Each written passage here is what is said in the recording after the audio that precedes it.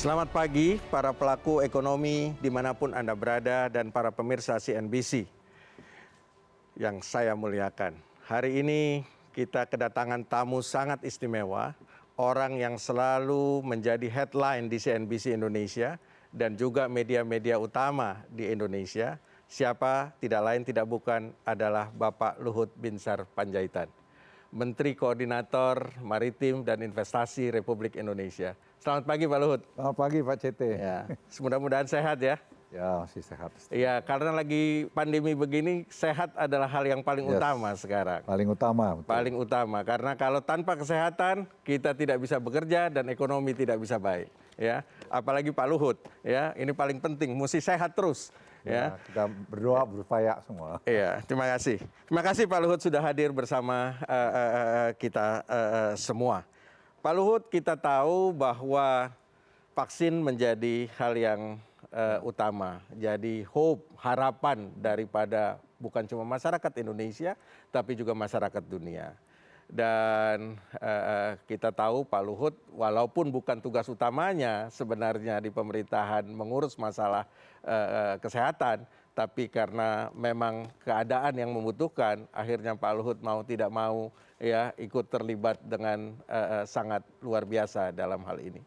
Nah, pertanyaan saya Pak Luhut, ya, Bloomberg mengatakan butuh 10 tahun untuk herd economy. Pemerintah, Menteri Kesehatan bilang 1 sampai 2 tahun. Presiden minta, ya, Desember ini harus sudah selesai vaksinasi. Gimana? Yang benar yang mana ini Pak Luhut? Masyarakat bingung ini. Saya tidak perlu bingung, memang kira-kira maunya, kan kehendak pimpinan itu kan ada. Kalau di tentara itu ada namanya given, yaitu given dari presiden. Tapi angka itu saya tidak hal yang terlalu aneh. Karena yang pertama, kesiapan vaksin cukup, ketersediaannya. Tinggal schedule pendatangannya aja. Satu, itu masalah schedule. Yang kedua, orang yang memvaksin.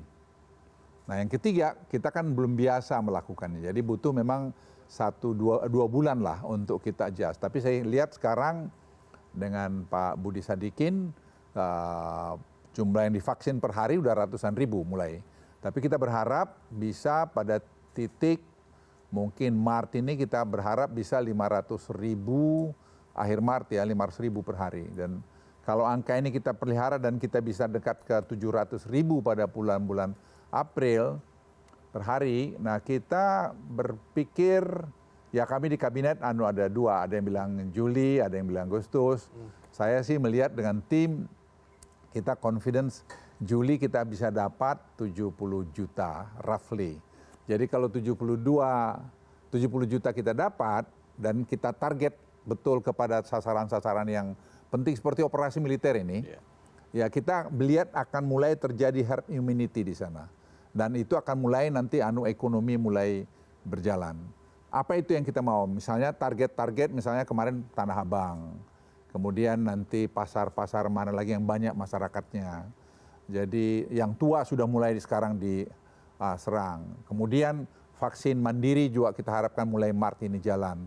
Karena Sinopharm sudah siap. Kami bicara hanya kemarin libur Tionghoa, jadi Gongsi Pacai baru mulai minggu ini kami melanjutkan tadi pembicaraan. Tapi saya kira Bio Farma sudah cukup maju. Jadi apa yang kita lihat ini, ya kita very confidence itu bisa ya Juli, Agustus kita mungkin bisa dapat 70 juta disuntikin, 65-70 juta, saya kira herd immunity dan target yang pas. Karena hanya 13 provinsi dari 34 provinsi, harusnya 13 provinsi yang mengkontribusi 83% COVID di Indonesia. Yang lain ada tapi jumlahnya tidak besar. Jadi orang jangan melihat terus langsung the whole Indonesia. Kita harus lihat, kalau kita nggak mampu semua kan kita harus operasi militer, ya kita lihat mana dulu yang paling berpengaruh atau center of gravity-nya, yaitu kita attack dulu. Dan sekarang yang dibuat Menteri Budi saya kira dengan tim udah bagus. Kita lebih rileks sedikit dalam ini, tapi karena kami paham betul, tadi Pak CT baru bilang, tanpa COVID ini ekonomi nggak akan bisa jalan dengan baik. Jadi karena kami paham betul, Presiden sangat perhatian ini. Jadi Presiden tuh, itu saya pikir pemimpin, itu pasti ngecek paling tidak itu 2 kali seminggu. Dan beliau sendiri pergi ke lapangan. Atau beliau telepon kami, tanya gimana ini Pak Luhut, gimana gini. Jadi saya Pak CT ya sangat confidence dengan ini. Tadi Pak Luhut bicara tentang vaksin mandiri. Ini ada kontroversi. Dan kita tahu bahwa sebenarnya sektor dunia usaha menjadi kontributor paling utama untuk peningkatan masalah ekonomi. Dan di antara kita juga tahu bahwa para pelaku ekonomi khususnya yang menengah ke atas itu sudah lebih banyak di negara tetangga kita daripada di Indonesia. Ya, karena mereka juga takut terhadap masalah Covid ini. Dan tentu vaksin mandiri ini kan harus jadi prioritas.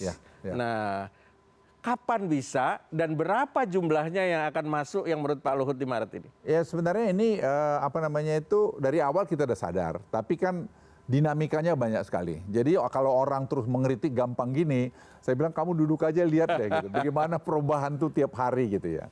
Tapi Presiden sangat cepat merespons itu. Nah, saya diperintahkan Presiden untuk cari juga. Nah, salah satu yang saya dekat adalah tadi Cina. Jadi waktu ketemu dengan Menteri Luar Negeri Cina dan juga dia sebagai Ketua Dewan Keamanan Cina, Wang Yi, saya sampaikan kami sudah engage sebenarnya dengan Sinopharm. Karena Sinopharm tidak masuk vaksin yang gratis. Jadi ini kita mau alokasikan untuk vaksin mandiri. Nah, tadinya dia janjikan kita hanya dikasih tahap pertama 100.000, 5 juta dan kemudian 15 juta. Terus saya bilang sama dia, bisa nggak kalau kamu kasih itu jangan 5 juta, 15 juta dan 30 juta dan harus selesai sampai Juli, gitu. Dia bilang, oke. Ya, brother, nanti saya lihat apa yang saya bisa buat. Jadi, tapi angka yang Anda minta mungkin tidak bisa sampai 30 juta dari 15 juta, tapi yang pasti angka itu saya bisa tingkatin. Nah, kalau ini dapat, saya kira baru dari baru dari Sinopharm ya. Ini akan mulai masuk bulan Maret ini. Maret ini masuk. Yang 100.000 tadi apa yang 3 juta? 2 juta. 2 juta. 2 juta. Oke. Jadi 2 juta ini akan Maret ini masuk. Kita coba 3 juta. Jadi ini sama mereka. Ya, tapi pasti 2 juta.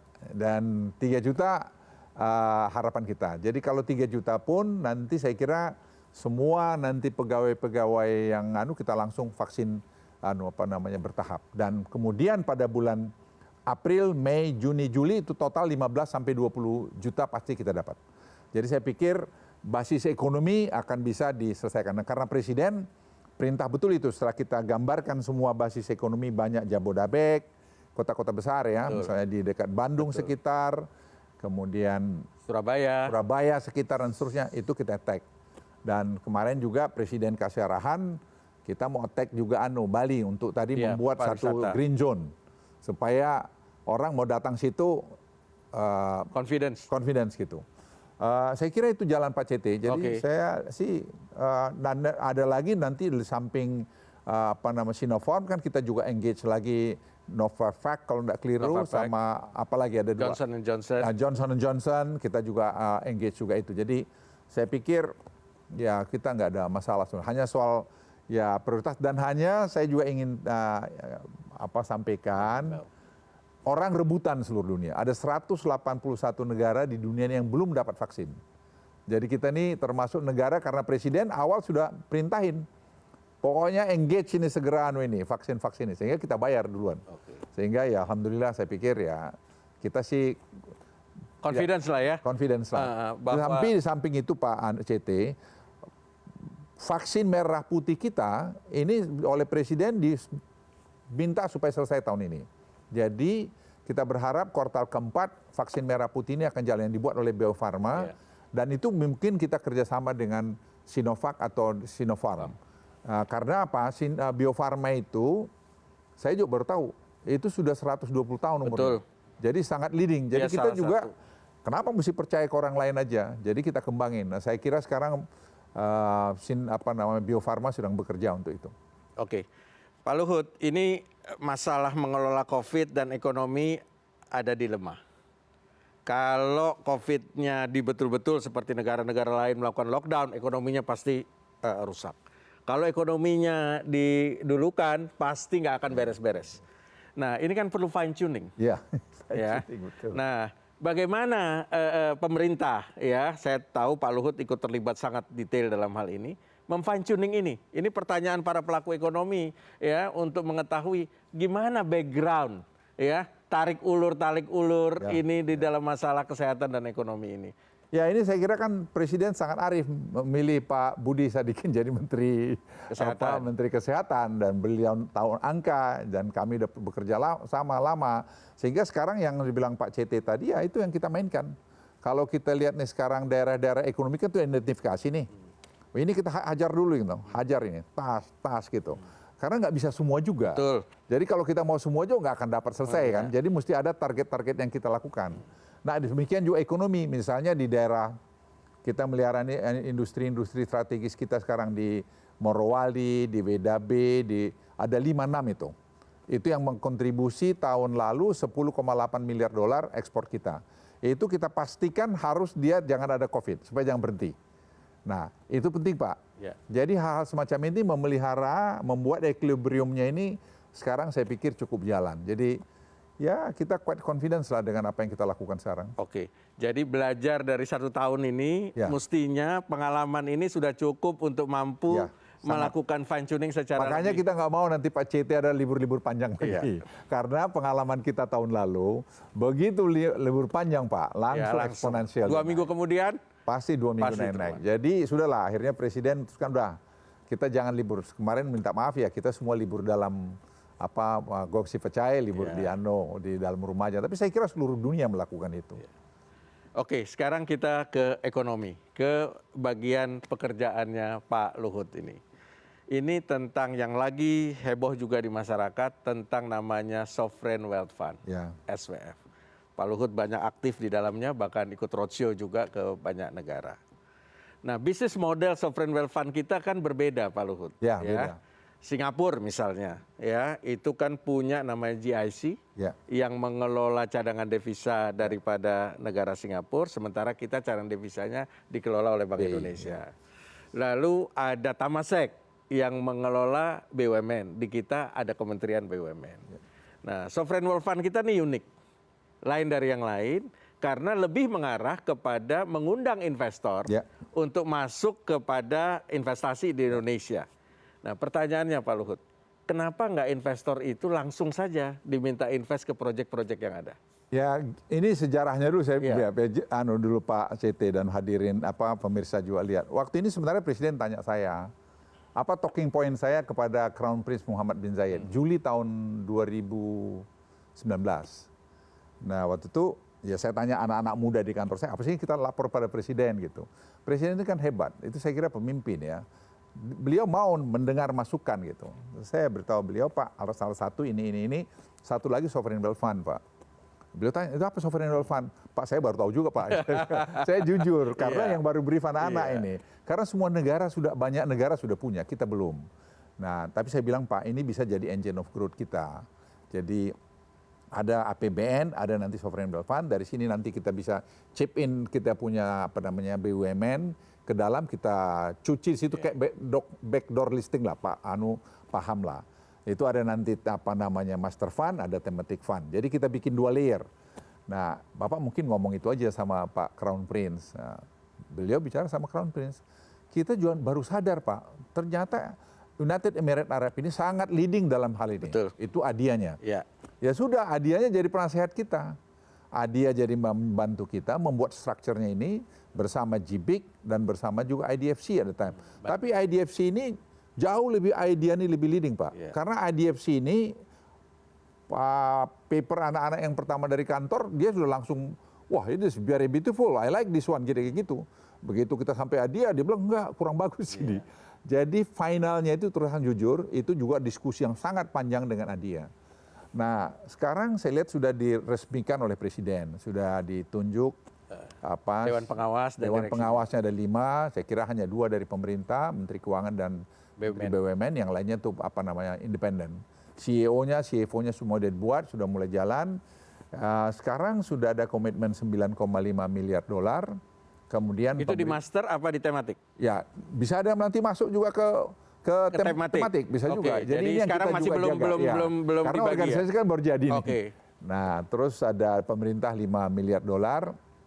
Nah, kita chip in yang pertama adalah tadi toll road, seaport, airport. Nah, 3 ini dulu. Tapi kan banyak di BUMN kita nih aset-aset yang bagus. Seperti misalnya Presiden minta, saya mau nih 100 miliar dolar. Ya sebenarnya jadi kita backdoor listing perusahaan-perusahaan BUMN itu akan membuat valuasinya lebih tinggi. Dan itu akan membuat kredibilitas kita lebih bagus. Sehingga nanti kita memfinance Republik ini tidak hanya APBN lagi. Presiden ingin APBN itu ngurusin aja, rakyat-rakyat apa kemiskinan kayak gitu. Nah, infrastruktur apa segala macam lahir dari sini. Nah, sekarang peminatnya banyak sekali. Dan saya lihat tim sudah mulai bekerja dan saya telepon sama Minister Suhail dari dari Abu Dhabi, nanti minggu depan dia datang kemari, kita bicara, terus kemudian mereka juga taruh duit nanti di situ dan seterusnya. Jadi saya pikir sovereign wealth fund ini satu langkah keputusan strategis yang dibuat oleh Presiden. Oke. Ini juga yang masih heboh, Pak, Tesla. Oh, ya, kita tahu Tesla ini tiba-tiba market cap-nya itu meningkat sangat luar biasa dan pemiliknya itu tiba-tiba jadi orang terkaya di dunia. Walaupun sekarang turun lagi karena ada koreksi. Nah, dulu digembar-gemborin Pak Luhut. Tesla mau invest di Indonesia, bikin pabrik mobil. Nah, ternyata dia sudah invest di China dan sekarang invest di India. Yang benar gimana Pak Luhut? Ya, yang benar gini. Sebenarnya kita sudah NDA sama mereka. Jadi sebenarnya saya tidak mau ngulangin kesalahan. Ya, ini generalnya saja. Tentu kita ada. Tidak pernah bicara pabrik mobil. Ya. Oke. Tadi nggak pernah bicara pabrik mobil. Tidak. Oke. Ada 6 sebenarnya di tempat mereka itu. Oke. Tapi tidak ada salah satu mobil. Ada lagi tadi mengenai Starlink. Ada tadi mengenai launching pad. Ada hypersonic. Ada baterai lithium, baterai pack, stabilizer energi. Itu yang kita bicara. Karena apa? Indonesia itu penghasil nikel ore terbesar di dunia. Jadi mereka melihat potensi dari kita. Jadi saya tidak bisa lebih jauh lagi bicara, tapi sampai hari ini kami masih bicara. Oke. Jadi tidak ada yang sebenarnya orang ribut soal mobil Tesla di India, itu kan baru kejadian 2025 juga. Nah, apa itu nanti kejadian terus juga kita nggak tahu. Karena at the end, kita ini punya Pak, punya bauxite, punya nikel ore, punya copper. Sekarang teknologi sekarang Pak, bauxite itu nikel ore ini lithium baterai dimasukkan sekalian dengan kerangka daripada mobil itu dengan tadi aluminium. Kita punya semua Pak. Dan itu akan membuat cost lebih murah dan jarak capai karena lebih ringan lebih jauh. Jadi future-nya ada di sini. Oke. Berarti kita akan meng-approach, meminta sebanyak mungkin investment masuk ke sektor ini. Apakah itu mobil listrik, baterai listrik, ya, atau gimana? Dan sejauh ini sebagai quote-unquote nahkoda investasi Indonesia. Ya sekarang kalau Pak nanti saya mau ajak Pak CT sekali jalan ya, lihat yang sana itu bagaimana gigantic industri ini. This is a big industry. Di 5 tempat Pak. Jadi jangan 1 tempat. Sudah sekitar 6 malah sekarang. Itu yang kita mau, sekarang sudah 2 kita engage. 1 CATL baterai. Itu saya kira produser baterai terbesar dunia. Yang kedua adalah LG. Ini dari hulu ke hilir semua. Dan ini kita buat terintegrasi. Kita selama ini kan kurang fokus, agak segmented Pak ini. Sekarang kita buat terintegrasi. Jadi nikel ore ini ada smelternya, ada turunannya. Kemudian copper ada smelternya, ada turunannya. Salah satu turunannya ini Pak adalah namanya asam sulfat. Asam sulfat ini dibutuhkan oleh lithium baterai. Jadi di WDB nanti Pak CT akan lihat. Nanti kita kalau bisa mark ke sana. Itu akan diproduksi asam sulfat 2023 dan lithium baterai 2023. Itu semua jadinya. Jadi global supply chain ini itu akan ada di Indonesia untuk lithium baterai sampai kepada turunannya. Nah, kita kadang-kadang kaget-kaget sendiri Pak lihat cepatnya ini produksi Pak. Misalnya tahun lalu ekspor kita iron steel sudah menjadi nomor 3. Sudah 10,8 miliar dolar. Padahal kalau mundur ke 5 tahun sebelumnya ekspor kita hanya mungkin nikel ore itu cuma $1 miliar. Jadi apa yang terjadi? Indonesia saya kira sudah mulai memasuki satu era industri.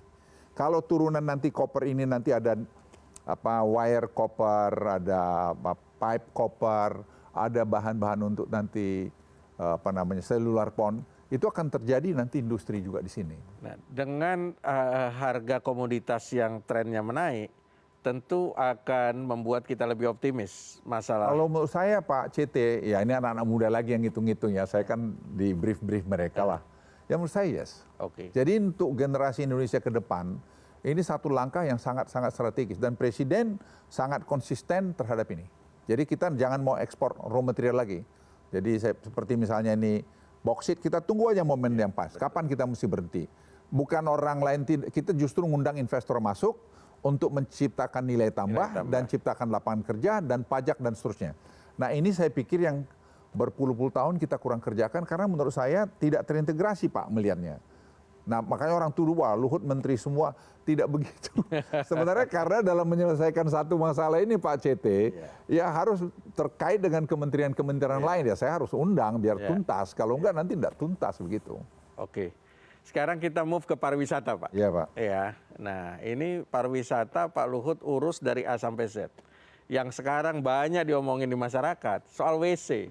Ya, nah ini WC di Danau Toba itu dikerjakan oleh perusahaan Swiss. Ya. Nah banyak nih, ini di sosial media Pak, gitu. Ini apa nggak ada orang Indonesia yang bisa ngurus WC? Gitu loh, sampai untuk WC di Danau Toba aja dikerjakan oleh perusahaan asing dari Swiss, gitu. Nah ini pertanyaan masyarakat, ya yang Pak Luhut bisa jawab ini. Sebenarnya ada beberapa, buat kita sih mana aja. Saya sebenarnya bikin Master Lu itu ya. Master Lu itu Pak CT satu dari pilihan, kita ajak dia. Apakah nanti dia finalnya akan jadi? Ya kita nggak tahu. Ada kemarin teman saya bilang, boleh nggak kami masuk banget? Ya, masuk aja, nggak ada masalah. Tapi yang jadi masalah adalah mungkin kadang-kadang orang merasa karena pangkatnya tinggi nggak perlu ngurusin WC lagi. Padahal kalau nggak ada WC Pak CT, coba kayak kita datang ke situ. Ya kan pusing Pak, kita ngopi kan nggak bisa diwakili. Betul, saya ajak istri saya ke Danau Toba, itu aja komplain yang paling utama dari Pak. dia. Jadi orang nggak mau datang 2 kali lagi nanti ke situ. Nah sekarang ada CSR Pertamina, ada tadi dari kita, ada 25 WC di sana. Itu baru di sana. Nanti di Borobudur, nanti di mana saja tempat wisata Labuan Bajo semua, itu harus ada WC-nya. Nah kita mau kontrakin siapa aja, kalau ada perusahaan anak-anak Indonesia kita lebih senang. Oke. Nah, ini untuk para pelaku ekonomi jangan khawatir kalau Anda mau bergerak di bidang support pariwisata khususnya di perwesean ya. Kita welcome. Ini Pak Luhut jamin. Ya, jamin bahwa peluang itu terbuka, bukan untuk perusahaan asing aja. Nah, karena Mr. Lu itu yang apply. Ya saya juga kaget tanya sama Odo, staf deputi saya, Dok ini beneran? Iya Pak, dia nggak ada. Terus yang dari Pribumi? Ya belum ada Pak katanya. Ya udah undangin lagi mana yang jadi gitu. Oke. Nah sektor pariwisata kita tahu Pak sektor yang paling terdampak paling parah di dalam COVID ini. Hotel-hotel khususnya kita lihat di Bali misalnya, ya tingkat okupansinya sangat rendah, bahkan ada yang di bawah 10%, bahkan mayoritas diantaranya terpaksa harus tutup. Ya. Nah ini kan menyangkut begitu banyaknya restoran ya dan lain sebagainya, convention berhenti semua segala macam. Nah gimana roadmap recovery sektor pariwisata ini Pak? Gitu.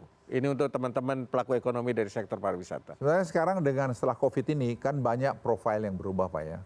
Jadi saya kira termasuk pariwisata. Orang lebih suka sekarang wisata yang terbuka alamnya. Dan itu Indonesia menang. Nah makanya Presiden juga instruksikan.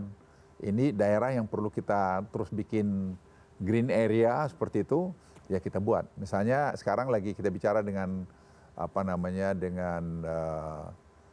Gubernur Bali. Mana yang kita mau buat green area, apakah Nusa Dua atau mana gitu loh. Itu sedang dikerjakan. Dan satu, yang kedua, memang Pak masalah seperti Genos kita punya ada tuh buatan dalam negeri, itu sekarang kita promosin juga untuk mereka early gitu loh. Jadi saya pikir pariwisata itu tetap jalan, seperti di Toba juga sekarang saya kira jalan, di Borobudur kami nanti akan ke sana minggu depan juga jalan. kemudian di Mandalika, Labuan Bajo, Bali itu saya kira juga jalan. Tak? Ya, saya usul Pak Luhut, di semester 2 kalau nanti vaksinnya sudah bisa sampai 70 juta di bulan Juni, Juli atau Agustus nanti, itu kita berharap kita mulai dengan domestic turis dulu. Ya. Di negara tetangga kita diberi voucher Pak, Ya. ya untuk orang itu ter-attract untuk melakukan itu, daripada uangnya disebar untuk suatu, dibagi untuk konsumen, konsumennya yang milih sektor pariwisatanya. Ya. Dia bisa datang ke theme park, dia bisa nginep di hotel, bisa segala macam, itu mungkin akan sangat baik. Pak Sandi Uno saya kira kerja cukup bagus ya. Dia juga kemarin misalnya ya ide-ide seperti Pak CT itu dari dia juga datang, dan saya kira dia sedang bekerja dengan itu. Tapi yang saya surprise adalah tadi Pak Sandi Uno bilang sama saya, dia bilang, Pak Menko, ini di Danau Toba kok naik jumlah orang yang datang 22%. Saya yang benar di lokal. Iya, domestik ya. Domestik. Jadi saya pikir memang apa yang dibilang dikatakan oleh Pak CT, memang kita mau ngarah nih sekarang, bukan mau, memang mengarah kepada turis dalam negeri. Karena turis dalam negeri kita gede, Pak. Betul. Sangat gede, bukan gede. Dengan kelompok menengah yang jumlahnya makin lama makin gede. Jadi saya pikir itu sekarang jadi target kita. Nah sekarang kita bikin bangga buatan Indonesia, wisata di Indonesia aja, itu saya kira kegiatan-kegiatan sedang kita kerjakan secara masif saat ini. Oke, ini pertanyaan yang agak sensitif ini Pak. Ya. Sekarang semua ya itu kesannya dari Cina. Ya, vaksin dari Cina, investment dari Cina, semua dari Cina. Dan Pak Luhut quote unquote karena kedekatan tadi hubungan dianggap komandannya gitu. Nah, Pak Luhut bisa jelasin ke para pelaku ekonomi dan masyarakat umumnya. Ini kan rumus yang perlu diklarifikasi ya tentang sebenarnya apa dan bagaimana ini kejadian ini. Pak CT, kalau Pak CT kan pengusaha, saya pengusaha juga dulu. Kalau mau dibilang kita dekat sama Cina, ya. Tapi kalau kita bilang dekat Abu Dhabi, ya super iya juga. Karena hubungan pribadi Pak Jokowi dengan Crown Prince sangat bagus. Kita kemarin pertama kali sejarah Indonesia bisa dapat 19 miliar dolar. Pak, Abu Dhabi loh Pak, proyek Indonesia. Kita juga dekat dengan Amerika, cukup bagus sekali. Nah kenapa dengan Cina? Ya mungkin Cina ini juga pengen cari teman juga. Ya. Dia lihat kita enak, kita lihat enak, tapinya ada Pak. Semua mau investasinya dia ke sini, itu harus memenuhi kriteria yang kita punya. Tidak ada yang mereka yang ngatur. Dan itu sampai hari ini, dia comply. Misalnya semua teknologi yang kalian datang ke sini harus first class teknologi, yang ramah lingkungan. Kedua, kalian harus tadi melakukan B2B, jangan tadi G2G, sehingga tadi trap itu kita hindarin. Dan kita ambil alih teknologi. Semua mereka ikut Pak CT. Jadi saya pikir ya kenapa tidak. Dan saya lapor presiden bilang ya Pak Luhut, go ahead. Ya bos saya bilang go ahead, saya hajar aja. Dan sampai hari ini saya pikir jalan bagus. Dan apa yang kita nggak dapat dari mereka? Orang bilang teknologinya kelas 2, siapa bilang Pak? Tidak betul. Orang kita juga tidak ada jaminan-jaminan yang membuat utang kita bertumpuk, tidak. Mereka semua dealnya betul-betul kita lakukan secara profesional. Di kantor saya kan anak-anak muda Pak, yang itu istilah saya Pak. Mereka itu memang nakal juga anak-anak ini. Itu anduk kering, diperas sampai keluar airnya Pak. Jadi tidak akan bisa kita dibodohin Pak. I promise you. Kalau ini saya mau bilang pada pemirsa, kita tidak akan bisa ditipu lah. Nah terakhir Pak Luhut. Pak Luhut ini di masyarakat ada namanya 4L. Pernah dengar tuh Pak? Pernah dengar saya. Jadi Luhut lagi. Nah, ini Pak Luhut sendiri tadi bicara bahwa terpaksa karena harus melakukan ini semua. Nah, menurut saya kalau itu satu hal yang baik, apa salahnya? Ya. Nah, tetapi mungkin perlu klarifikasi langsung dari Pak Luhut tentang 4L ini kepada masyarakat Indonesia. Sebenarnya nggak Luhut lagi kalau mau saya luruskan. Sebenarnya kalau saya ngerjakan sesuatu itu saya tidak holistik penyelesaiannya. Saya tidak mau tidak terintegrasi menyelesaikan. Karena saya lihat kalau tidak holistik, tidak terintegrasi, pasti tidak akan tuntas. Itu yang saya buat. Jadi harusnya melibatkan kementerian-kementerian yang kadang juga bukan di luar dari portfolio saya. Tapi ke portfolio saya ada PUPR, ada KLHK, ada energi, ada perhubungan, ada pariwisata.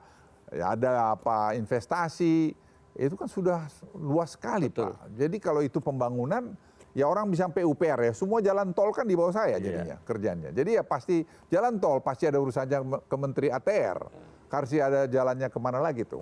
Jadi sebenarnya tidak benar juga begitu, hanya mungkin karena saya kerja banyak, ya seperti itu ada yang tapi ya yang penting tugas pokok saya diperintahkan Presiden saya selesaikan. Oke, terima kasih Pak Luhut. Para pelaku ekonomi, pemirsa dimanapun Anda berada, ya. Tadi kita sudah berdialog dengan Pak Luhut, ya. Menurut saya dialog yang sangat terbuka, ya, menjawab isu-isu yang selama ini belum pernah dijawab dan diklarifikasi oleh yang bersangkutan. Ya, menurut saya ini adalah sesuatu hal yang baik, ya. Dan saya percaya dengan niat yang baik yang disampaikan oleh Pak Luhut dan kerja keras beliau dan langkah-langkah yang dilakukan oleh teman-teman di kabinet ya yang lain di bawah guidance dari Presiden Republik Indonesia, kita berharap masalah ekonomi Indonesia itu bisa segera pulih ya seperti sebelum COVID-19.